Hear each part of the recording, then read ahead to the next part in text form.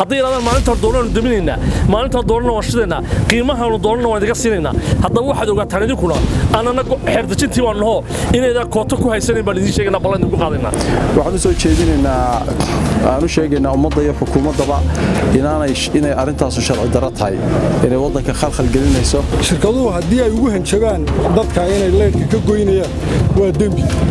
ma aha inay shirkaduhu dadka ugu hanjabaan inay leydhka ka goynayaan waxa weeyaan in badan bay ka soo faa'iidayeen soddonkaa sano Somaliland jirtay soo shaqeeyeen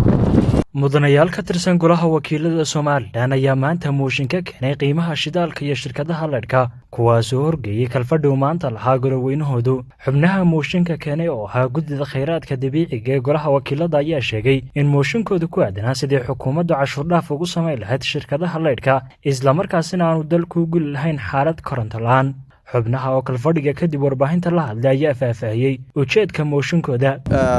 mooshinkaas saaka wuxuu ku saabsanaa in shidaalka qiimihiisa ay dawladdu xakamayso maadaama uu shidaalku noqday halboolihii waddanka oo sicirkiisina aad iyo aad u kacay shirkadihii shidaalkuna ay waxay doonaan maalwalba ay ku iibiyaan waad ogtiin qiimaha shidaalku maanta uu marayo cidba ma iibsan karto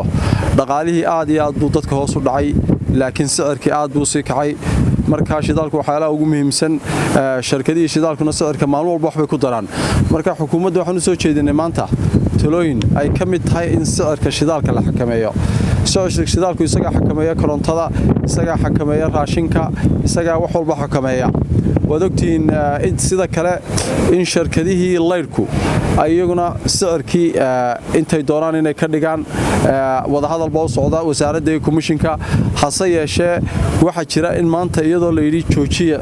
sicirkii dheeraadka dadka ka qaadayseen 0.5 ka ahaa in dadka qaarkood laga qaado 0.84% in laga qaado ay dadku 0.74 ay bixiyaan unitkii marka waxyaalahaasoo dhanoo sharci darro ah waxaan leenahay shirkadaha leydhkuna ha joojiyaan waxa weeyaan maalin dhaweytan waxay ku dhawaaqeen inay leydhka bakhtiinayaan 11 habeenimo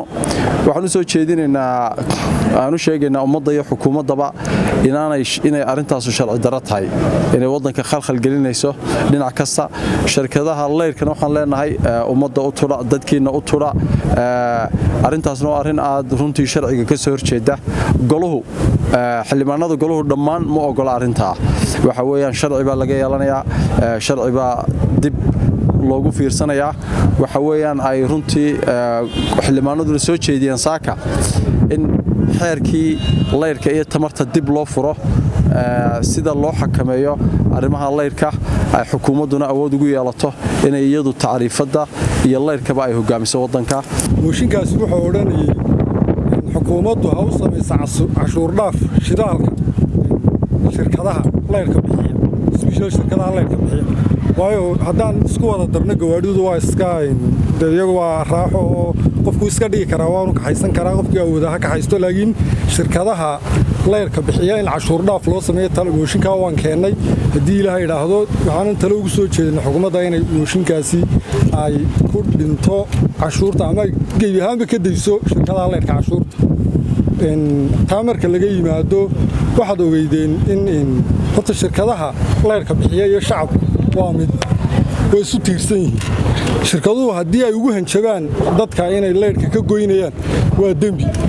ma aha inay shirkaduhu dadka ugu hanjabaan inay leydhka ka goynayaan waxa weeyaan in badan bay ka soo faa'iidayeen soddonkaa sano Somaliland jirtay bay soo shaqeeyeen maantana haddii ay dee wax isbedeleen waxa weeyaan inay yidhaahdaan maaha annagu waan faa'iidaynaa uun haddii kale leydhkii baan daminaynaa taasi waa dembi haddii ay taa ku adkaystaanna waxay noqonaysaa daynanu annagu maadaama nahay guddidii khayraadka dabiiciga oo ay tamartuna hoos timaadda annaga inaannu golaha hor keenno oo wax laga bedelo xeerkii tamarta islamarkaana ay go'aanka inta badan yeelato xukuumaddu haddii ay sidaa iyagu yidhaahdaan awooddooda inay isticmaalaan ay damcaan maalmahan waxaan arkaynay in ay jirto muran ku saabsan xagga leydhka ama dabka oo ay shirkaduhu doonayaan inay ku kiciyaan qiimaha iyagoo qiimaha muddadii ay jabiyeenba aanay waqti badan ahayn markii hore 80kaasuu ahaa waxaan u malaynayaa muddo laga joogo 9 bilood ka hor bay ahayd markay jabiyeenba gebigooduba ay koton ka dhigeen intaa ka horeysa shidaalku u jabnaa qaalina muu ahayn 84 radka way ka qaadayeen maalintii ay World Bank ku caawiyeen maartay lacagtii mashaariicdii solarta ahayd ayaa muddo laga daba qaylinayay markaasay in yar jabiyeen oo ay konton geeyeen imikana iyadoo 9 bilood baa shidaalkii baan ugu kacay oo cirkaanu geynaynaa horta wax laga iibsan karo maaha wax soconayana maaha dalku waxa weeye wuxuu ku kala socdaa waa koronto waxaan u maleynayaa shidaalka laftirkiisa imika cashuur dhaaf baa dawladda loo weydiiyey laakiin shidaalka iyaga la yimaadaba shirkadaha maba iibsadaanba dalka kama iibsadaan dibadda kala yimaadaan marka wax laga qaadayay wax lagu kordhinayaba aw markoodii horeba wax iska kooban oo iska hanjabaadda laakiin dadka inay ka jabin inay ka xidhayaan leyrka 12 dalka waxaanu sameynaa annagu sharci dejimo kootu dalku ku xidhay kootada dalku ugu xidhay inuu iska jabinayna waxaanu u fasaxaynaa dalka shirkado fara badan inay yimaadaan oo ummaddu ay hesho leyr jabanka ugu jaban leyrka waxaanu ognahay in shirkado badan yimaadaan dalka oo loo diiday iyaga dartood waxaanu ognahay inay awood ku haystaan oo ay yihiin shirkado awoodaystay oo aan ogoleyn cid kale inay soo dhex gasho haddii iyagu ay iska xidhaan duruufaha iyagu jaaniska ay haystaan ee ummadaasi u xidhan tahay iyaga cid aan ahayn aan leerka siinin haddii yiraahdaan maalinta doonano daminaynaa maalinta doonano waan shidaynaa qiimahaanu doonano waan idiga siinaynaa haddaba waxaad ogaataan idinkuna aanana xeerdajintii waan naho inayda kooto ku haysanin baan idiin sheegaynaa ballan idinku qaadaynaa kootada aad sheeganaysaan iyo awoodda aad sheeganaysaan dadka maalimaha ka damin doonta leerka solar baa la keeni doonaa power plant baa la keeni doonaa dhuxul dhagax ku shaqayn doonaa waa la soo fasixi doonaa shirkado badan oo lacag haysta oo la oran doonaa halkana lacag taalaaya kaalaya waxaan u sheegaynaa tan waxa sidoo dhicin warnimo yahow dadkan daciifka ah ee ay dishootay sixir bararku raashinku nolosha ku adkaaday dadkan masaakiinta ka daaya dhiig miirashada oo aad ugu hanjabaysaa ka daaya leerkan idiga jaraynaa leerka hadaa ka jartaan wax badan baan markii hore baan haysan iduguna faa'iido ku qabteen haddaba waxa weeyaan dalku uu subaahay dadkuna uu subaahay hanjabaada dadka daaya kuna soo noqda miiska wada hadalka gudiga tamartu waxa weeye gudi shaqaynaysa weeyaan shaqadii loo igmada wixii ka khaldan waa la saxaya anigu waxaan ahaa maalintii miisaaniyadda dhiga ku doodayay lahaa